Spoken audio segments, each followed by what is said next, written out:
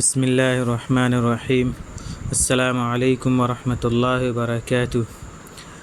On line عربی لکھنا پڑھنا بولنا سیکھیں، مثلاً نحو، صرف، ترکیب، انشاء، ترجمہ قرآن، حدیث۔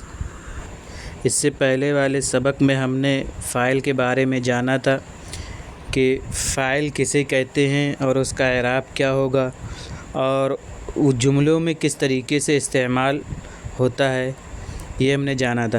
آج کے سبق میں ہم جانیں گے ماضی قریب و بعید کا بیان، کہ ماضی قریب کیسے بنتا ہے، کیا کون سا لفظ لایا جاتا ہے جس سے ماضی قریب ہو جاتا ہے، یا کون سا لفظ لایا جاتا ہے جس سے ماضی بعید ہو جاتا ہے، اس کے بارے میں ہم جانیں گے۔ ماضی قریب کا بیان۔ ماضی قریب کسے کہتے ہیں کہ ماضی قریب وہ فعل ہے جس سے گزرے ہوئے زمانے میں کسی کام کا کرنا یا ہونا معلوم ہے، یعنی کوئی ایسا قریبی زمانہ ہو جس میں کوئی کام کا کرنا یا ہونا پتہ چلتا ہو۔ ماضی قریب بنانے کا قاعدہ یہ ہے کہ فعل ماضی مطلق کے شروع میں، یعنی فعل ماضی کے شروع میں لفظ قد بڑھا دیں گے، اور اردو میں اس کی پہچان یہ ہے کہ اس کے ترجمے میں لفظ ہے یا ہیں آئے گا، جیسے قد ذہب الی السوق۔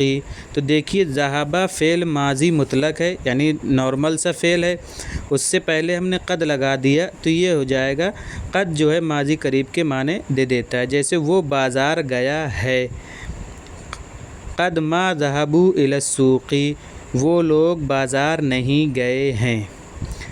ہم نے اس کے بارے میں بتایا تھا کہ ما جو ہے فعل ماضی میں استعمال ہوتا ہے نہیں کے لیے، اور لا جو ہے فعل مضارع میں نہیں کے لیے استعمال کیا جاتا ہے۔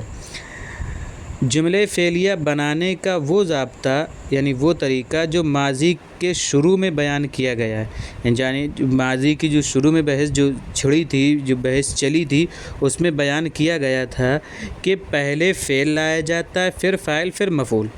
ہم نے اس سے پہلے بھی سبق میں بتایا تھا کہ پہلے فعل آئے گا، فعل سے پہلے فاعل نہیں آئے گا، فعل کے بعد ہی فاعل لایا جائے گا، پھر اس کے بعد مفعول آتا ہے، اور اس کے بعد جو جڑی ہوئی چیزیں ہوتی ہیں، متعلقات کہتے ہیں کہ وہ آئیں گے، وہ تمام افعال میں جاری ہوگا۔ اسی کے ساتھ ساتھ ایک دوسرا ضابطہ جو جملے فعلیہ کے بارے میں یہ ہے کہ فعل جب بھی پہلے آئے گا ہمیشہ واحد ہی رہے گا، فاعل خواہ مفرد ہو یا تثنیہ یا جمع۔ البتہ فاعل کے مذکر اور مؤنث ہونے کے لحاظ سے فعل میں بھی تبدیلی ہوتی رہے گی۔ یہ ہم نے بتایا تھا کہ یعنی فاعل اگر مذکر ہے تو فعل بھی مذکر، اور فاعل اگر مؤنث ہے تو فعل بھی مؤنث ہوگا، جیسے قد جاء التلمیذ، طالب علم آ گیا ہے۔ قد جاء التلمیذان، دو طالب علم آ گئے ہیں۔ قد جاء التلاميذ، یعنی تمام طلبہ آ گئے ہیں۔ تو دیکھیے یہاں فاعل کے اعتبار سے فعل نہیں لایا گیا ہے، کیونکہ یہاں فاعل جو ہے موجود ہے اور مذکر ہے، اس وجہ سے یہاں واحد لائے ہیں۔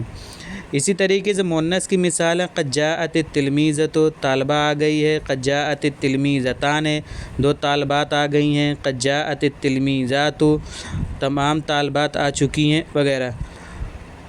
مذکورہ تمام مثالوں میں فعل کو مفرد ہی لایا گیا ہے، صرف فاعل کے مذکر اور مؤنث کے لحاظ سے فعل میں تبدیلی کی گئی ہے۔ فاعل مؤنث ہے تو فعل واحد مؤنث لایا گیا ہے، اور فاعل مذکر ہے تو فعل بھی واحد مذکر لایا گیا ہے۔ یہ ایک طریقہ ہے، یہ ضابطہ ہے لکھنے کا۔ مندرجہ ذیل جملوں پر اعراب لگائیں اور اردو میں ترجمہ کریں۔ یہ جو جملے بنے ہوئے ہیں ان میں اعراب بھی لگانا ہے اور ان کا ترجمہ بھی کرنا ہے، کہ یہاں دیکھیے کبھی کبھی فاعل، ہم نے بتایا تھا اس سے پہلے بھی کہ فاعل کبھی مفرد استعمال ہوتا ہے، کبھی موصوف صفت ہو کر فاعل بن جاتا ہے، کبھی مضاف مضاف الیہ ہو کر فاعل بنتا ہے۔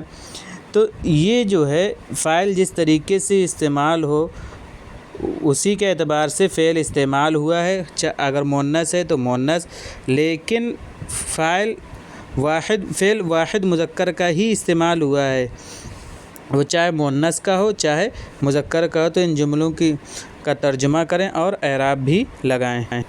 مندرجہ ذیل جملوں کی عربی بنائیں۔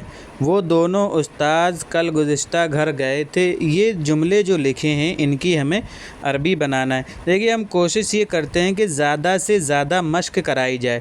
جتنی زیادہ مشق ہوگی اتنی ہی زیادہ ہماری عربی جو ہے مضبوط ہوگی۔ اگر ہماری مشق کمزور ہوگی تو ہماری عربی مضبوط نہیں ہوگی۔ اسی وجہ سے ہم کوشش یہ کرتے ہیں کہ زیادہ سے زیادہ مشق کرائیں۔ تو ان کی جو ہے آپ عربی بنائیں، اور اس میں جو نئے جو لفظ آئے ہیں ان کے ہم نے باقاعدہ عربی لکھ دی ہے۔ آگے اسی سبق میں آگے ہے جو جن مشکل لفظ ہیں جو ہم نے ان کی عربی لکھ دی ہے۔ مندرجہ ذیل جملوں پر اعراب لگا کر اردو میں ترجمہ کریں۔ اس میں بھی اعراب لگانا ہے اور ان کا بھی ترجمہ کرنا ہے۔ یہ تھی ماضی بعید کی بحث۔ اس میں ہم نے جملے بھی دیے ہیں۔ ایک کام آپ یہ کریے کہ گزشتہ جو آپ کو لفظ جو یاد کرے ہیں آپ نے فعل، ان سے آپ فعل ماضی قریب کی گردان کریے، قد لگا کر پورے 14 صیغے آپ بنائیے، اس کی مشق کر لیجئے۔ اب آتے ہیں ماضی بعید کے بیان میں۔ ماضی بعید کسے کہتے ہیں؟ کہتے ہیں کہ وہ فعل ماضی ہے جس سے بہت پہلے گزرے ہوئے زمانے میں کسی کام کا کرنا یا ہونا معلوم ہو، یعنی ایسا زمانہ ہو جس کا وقت زیادہ گزر گیا ہو، تو اس میں کوئی کام کیا ہو، اس کو کہتے ہیں ماضی بعید۔ ماضی بعید بنانے کا قاعدہ یہ ہے کہ فعل ماضی مطلق کے شروع میں لفظ کانا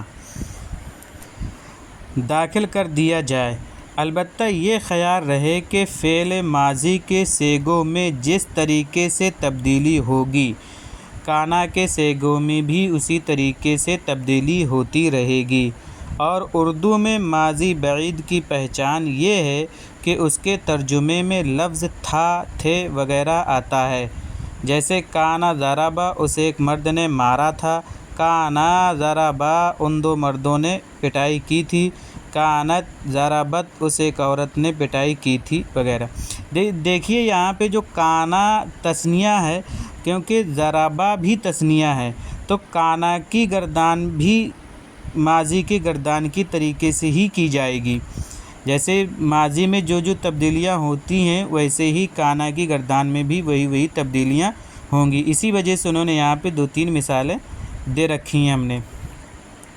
چونکہ جملے میں فعل پہلے آتا ہے اور مفرد ہی ہوتا ہے، اس لیے کانا بھی مفرد ہی رہے گا۔ مثلاً کہیں گے کانا ذهب التلمیذ الی المدرسۃ۔ کیوں یہاں کانا واحد لائے ہیں؟ کیونکہ یہاں فعل واحد ہے، اور فعل واحد کیوں ہے؟ کیونکہ آگے فاعل موجود ہے اور وہ تلمیذو ہے۔ طالب علم مدرسے سے گیا تھا، کانا ذهب التلمیذان الی المدرسۃ، 2 طالب علم مدرسے گئے تھے۔ یہاں بھی کانا واحد ہے، ذهب کی وجہ تو ذهب واحد اس وجہ سے ہے کیونکہ وہ فعل ہے، اور فعل جب آتا ہے شروع میں تو وہ واحد ہی استعمال ہوتا ہے۔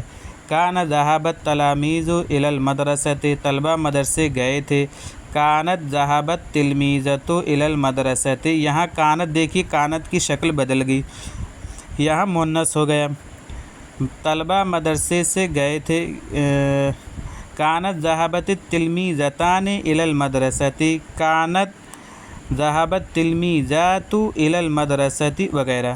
مذکورہ تمام مثالوں میں آپ نے دیکھا کہ فعل مفرد ہی ہے، فاعل خواہ تثنیہ ہے یا جمع ہو۔ اگر منفی بنانا چاہیں تو ما نافیہ شروع میں لگا دیں، جیسے ما کانت ذهبت التلمیذۃ الی المدرسۃ وغیرہ۔ یہاں پر ہم نے دیکھیے کانا سے پہلے ما لگا کر نفی بنایا ہے۔ کانا کی گردان اس طرح ہوگی، کانا، کانا، کانو، یہ مذکر غائب کے صیغے ہو گئے تینوں، کانت، کانتا، کننا، یہ مؤنث غائب کے تینوں صیغے ہو گئے، کنتا، کنتما، کنتم، یہ مخاطب مذکر کے تینوں صیغے ہو گئے، کنتے، کنتما، کنتنا، یہ مؤنث مخاطب کے تینوں صیغے ہو گئے، کنتو واحد متکلم، کننا جمع متکلم۔ تو یہ 14 صیغے، اسی طریقے سے ماضی کے بھی 14 صیغے آتے ہیں، گردان کے بھی، تو کانا کی بھی گردان ہوگی۔ جیسے یہاں ایک گردان لکھی جا رہی، تو ہم کانا کو ماضی کے شروع میں اس طرح استعمال کریں گے، کانا ذہبا، کانا ذہبا، کانو ذہبو، کانت ذہبت، کانتا ذہبتا، کننا ذہبنا، کنتا ذہبتا، کنتما ذہبتما، کنتم ذہبتم، کنتے ذہبتے، کنتما ذہبتما، کنتن ذہبتن، کنتو ذہبتو، کننا ذہبنا۔ تو اس طریقے سے کانا استعمال کیا جائے گا، اور یہ کانا کی گردان آپ یاد کر لیجئے۔ اب یہاں سے جو ہے کانا یعنی ماضی بعید کو کیسے جملے میں استعمال کیا گیا ہے وہ بتایا ہے، اور اس کی آپ کو عربی بنانا ہے، اور اس کا ترجمہ کرنا ہے اور اعراب لگانا ہے۔ ان مندرجہ ذیل جملوں کی عربی بنائیں، یہ جو جملے لکھے ہیں ان کی عربی بنانا ہے ہم کو۔ اسی طریقے سے ان کا ترجمہ کرنا ہے اور اعراب لگانا ہے۔ یہاں بھی دیکھیے کانا کا استعمال ہے، یعنی یہ ماضی بعید کے جملے ہیں، اس طریقے سے جملوں میں استعمال کیا جاتا ہے، یہ آپ لکھیں۔ دیکھیے مشق کریں گے تو ہی آپ کی جو ہے عربی مضبوط ہوگی، اگر مشق نہیں کریں گے تو آپ کی عربی مضبوط نہیں ہوگی، کمزور ہی بنی رہے گی۔ اس سبق میں جتنی بھی مشقیں آئی ہیں، مشق کرنے کے لیے آئے ہیں، جملے جو بنانے کے لیے آئے ہیں، ان کی یہ عربی ہے۔ یہاں سے ہم مدد حاصل کر لیں ان کا ترجمہ کرنے میں۔ اگر اردو سے عربی بنانا ہے تو یہاں لفظ لکھ دیے گئے ہیں، یہ لفظ آپ اپنی کاپی پر اتار لیں اور ان کو اچھے سے یاد کر لیں تاکہ آئندہ دشواری پیش نہ آئے۔ اور اگر آپ ان لفظوں کو یاد نہیں کریں گے، ورڈ میننگ کو یاد نہیں کریں گے تو دشواری ہمیشہ بنی رہے گی اور آپ کو جملے بنانے میں پریشانی کا سامنا کرنا پڑے گا۔ اگر یہ یاد کر لیں گے تو آپ کو زیادہ فائدہ ہوگا۔